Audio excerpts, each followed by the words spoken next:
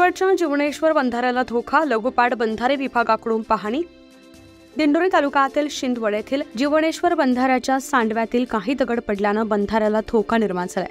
याबाबत घटनेची माहिती कळताच लघुपाट बंधारे विभागाच्या अधिकाऱ्यांनी बंधाऱ्याची पाहणी केली। शिंदवड हे 3000 लोकवस्तीचं गाव आहे। गावाच्या उत्तर बाजूला डोंगर आहे। याच डोंगर परिसरात 4 ते 5 छोटे पाझर तलाव देखील आहेत। हे सर्व पाझर तलाव भरल्यानंतर सर्व डोंगर रांगेतील पाणी हे जीवनेश्वर बंधाऱ्यात येते।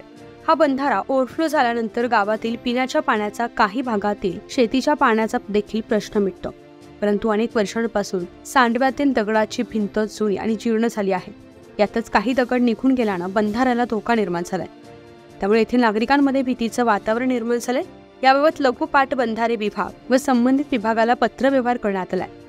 त्यानंतर आज सोमवार दिनांक 2 रोजी लघुपाट बंधारे विभागाच्या अधिकाऱ्यांनी जीवनेश्वर बंधाऱ्याला भेट देत पाहणी करत भराव व त्यावरील वाढलेली झाडे, सांडव्यातील भिंत मोजमाप करत बंधाऱ्याची दुरुस्ती सुचवली आहे। या कामासाठी निधी उपलब्ध होण्यासाठी पाठपुरावा करून गावाच्या पाणी पातळीत वाढ होऊन गावाला भक्कम बंधारा मिळावा अशी मागणी येथील ग्रामस्थांनी केली आहे।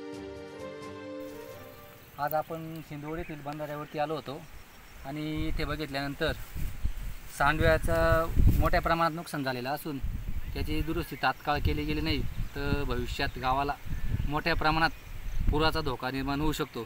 तरी आम्ही पाटबंधारे विभागाला पत्र देऊन त्याची तात्काळ साहेबांनी येऊन पाहणी पण केली आणि याचं आम्ही आपल्या तालुक्याचे प्रतिनिधी म्हणजे आमदार साहेब यांना पण पत्र देणार आहेत की त्यांनी तात्काळ कुठल्या याच्यातून निधी मंजूर करून बंधाऱ्याची तात्काळ दुरुस्ती करावी अशी मागणी करत आहे। आपण आता सध्या शिंदवड ग्रामपंचायतमध्ये हद्दीमध्ये आलेलो आहेत। सदरचा एक पाझर तलाव आहे। थोडंसं आम्हाला तात्काळ पत्र आल्यामुळं आम्ही इथे तात्काळ येऊन पाहणी केली असता आम्हाला थोडंसं लिकेज थोडा सांडवा वगैरे फुटलेला दिसलेला आहे।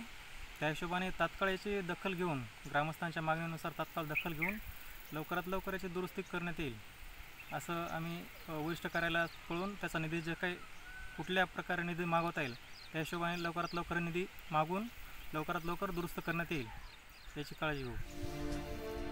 न्यूज 15 मराठीसाठी प्रतिनिधी बापू चव्हाण, नाशिक।